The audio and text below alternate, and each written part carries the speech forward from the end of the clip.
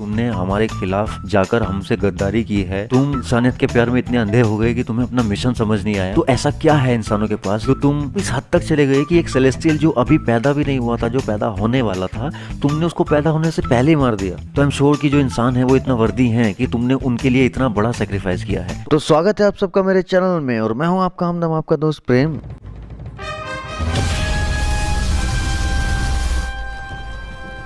तो इस वीडियो में हम बात करने वाले हैं इटर्नल्स मूवी की एंडिंग के बारे में। तो इटर्नल्स मूवी की एंडिंग समझने से पहले हमें ये समझ लेना चाहिए कि एक्चुअल में इटर्नल्स का जो प्लॉट था वो एक ट्विस्ट के साथ चेंज हो जाता है। मतलब जैसा कि हमें पहले बताया जा रहा था कि डेविड्स जो है इस मूवी के विलन होने वाले हैं। एक्चुअली में इस मूवी का जो विलन है वो प्रोमिनेंट है ही नहीं। आप डेविड्स को भी इस मूवी का विलन समझ सकते हैं, आप अरिशेम जो सेलेस्टियल है जिसने इटर्नल्स को बनाया उसको भी आप इस मूवी का विलन समझ सकते हैं, आप इकरिस को भी और स्प्राइट को भी इस मूवी के विलन समझ सकते हैं। तो it depends on point of view, आप किस तरह से वो चीजें सोचते हैं, आपका नजरिया क्या है उस चीज को लेकर। जो कि प्लॉट इस मूवी के अंदर दिखाया गया है कि इंसानियत एक खेती की तरह है सेलेस्टियल्स के लिए, कि जब ह्यूमैनिटी की जो जनसंख्या है वो एक प्रॉपर नंबर ऑफ पीपल पे पहुंच जाती है तो वो लोग इस पूरे प्लेनेट को खत्म करके, या किसी भी दूसरे प्लेनेट के साथ ऐसा होता है तो उसको पूरे को खत्म कर देते हैं और उसकी जो एनर्जी है उससे एक नए सेलेस्टियल का जन्म होता है। तो एक तरह से अगर देखा जाए तो दोनों के अपने अपने पॉइंट ऑफ व्यू हैं, दोनों साइड्स की अपनी अपनी सोच है जिसकी वजह से दोनों साइड सही हो सकती है। जैसे कि सेम एवेंजर्स एंड गेम में जो थैनोस का जो प्लान था उसमें भी काफी लोगों का जो सोचना था वो ये था कि थैनोस सही कर रहा है 50-50 बैलेंस करके पूरी यूनिवर्स को।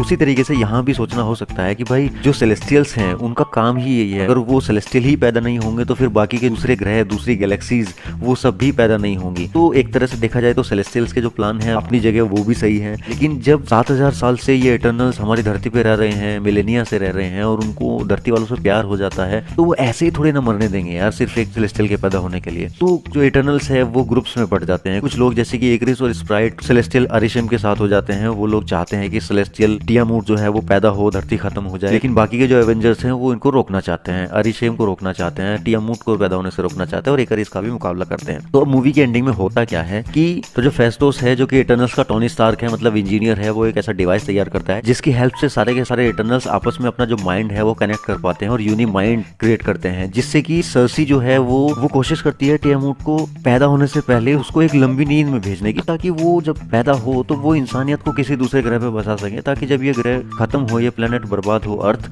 टियामुट पैदा हो जाए तो इंसानियत जो है वो खत्म ना हो जाए। लेकिन ये प्लान एक तरह से आधा कामयाब हो पाता है। मतलब जो सर्सी है पहले तो उसके अंदर जो पावर होती है मैटर को मैनिपुलेट करने की पावर होती है, वो सिर्फ नॉन सेंटिएंट मैटर को मैनिपुलेट कर पाती है, लेकिन अपनी पावर को वो और ज्यादा पहचान पाती है। फिर वो लिविंग बींग्स को, सेंटिएंट बींग को भी कन्वर्ट कर पाती है। वो जो टियामुट है उसको बर्फ की एक कैद में भेज करके उसको सुलाने की कोशिश करती है, लेकिन वो मारा जाता है अल्टीमेटली। और इस मिशन के बाद जो इटर्नल्स है वो अपने काम पे चले जाते हैं। अब 10 में से 2 इटर्नल्स तो मारे ही जाते हैं, एजैक भी मारी जाती है, गिलगमिश भी मारा जाता है। बाकी के जो 8 इटर्नल्स बचते हैं उसमें से इंगो जो है वो वापस अपनी दुनिया में लौट जाता है, फिर से बॉलीवुड में फिल्में बनाने के लिए। सर्सी अपना चूज करती है डेन विटमैन यानी कि ब्लैक नाइट के साथ रहना, और वो उसके साथ लाइफ स्पेंड करने के लिए उसके साथ चली जाती है, क्योंकि सर्सी के पास कुछ पावर्स टेम्परेली आ गई थी। टियामुट के साथ जब कनेक्ट हो गई थी तब उसके अंदर आई थी, तो उसकी हेल्प से वो स्प्राइट को ह्यूमन में कन्वर्ट कर देती है ताकि वो ह्यूमन लाइफ को एंजॉय कर सके, ह्यूमन लाइफ को फील कर सके, उसको एक्सपीरियंस कर सके, जो कि उसका सपना था हमेशा से। और वो भी अब इटर्नल्स का पार्ट नहीं है। फेस्टोस भी अपनी फैमिली के पास वापस चला जाता है। इकरिस जो है, जो कि मार्वल का सुपरमैन बोला जा रहा था, वो सुपरमैन की ही तरह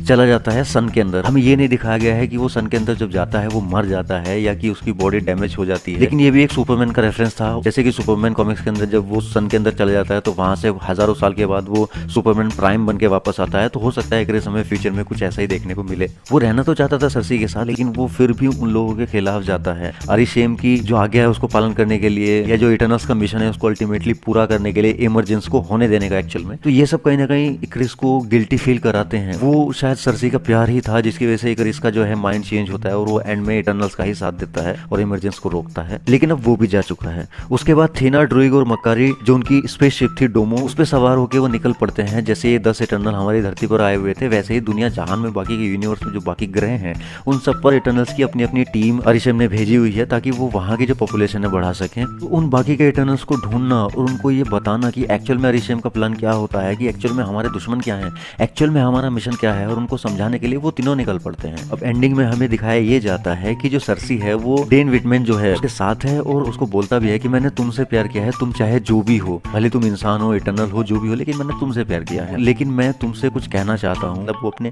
एंसेस्टर्स की हिस्ट्री बताना चाहता है। बेसिकली वो ब्लैक नाइट के बारे में बताना चाहता है कुछ। अचानक वहाँ पे सर्सी के साथ कुछ होता है और जो अरिशेम है वो सर्सी, फेस्टोस और किंगो तीनों को ही टेलीपोर्ट कर लेता है अपने पास और उनको बोलता है कि तुमने हमारे खिलाफ जाकर हमसे गद्दारी की है, तुम इंसानियत के प्यार में इतने अंधे हो गए कि तुम्हें अपना मिशन समझ नहीं आया। तो ऐसा क्या है इंसानों के पास जो तुम इस हद तक चले गए कि एक सेलेस्टियल जो अभी पैदा भी नहीं हुआ था, जो पैदा होने वाला था, तुमने उसको पैदा होने से पहले ही मार दिया। तो आई एम श्योर कि जो इंसान है वो इतना वर्दी है कि तुमने उनके लिए इतना बड़ा सेक्रीफाइस किया है। तो अब मैं तुम लोगों की जो मेमोरीज हैं उनको चेक करूंगा, उनको एनालाइज करूंगा और मैं वापस आऊंगा और तब अपना फैसला सुनाऊंगा। ये मूवी वहीं पे एंड हो जाती है ये बोलते हुए कि इटर्नल्स विल रिटर्न। तो आपका क्या सोचना है इटर्नल्स मूवी की एंडिंग के बारे में, ओवरऑल प्लॉट के बारे में और मेरी वीडियो के बारे में मुझे कमेंट्स में जरूर बताइए। और अगर आप सोचते हैं कि मेरा चैनल सब्सक्राइब करने के लायक है तो इसे जरूर सब्सक्राइब कीजिए। और अगर वीडियो आपको अच्छी लगी तो इसे अपने दोस्तों के साथ भी शेयर करें, क्योंकि मजा अकेले अकेले नहीं ना लेना है यार। अगर आप लोग मुझसे बातें करना चाहते हैं तो मेरे सारे सोशल मीडिया हैंडल्स के लिंक आपको डिस्क्रिप्शन में मिल जाएंगे इस वीडियो के,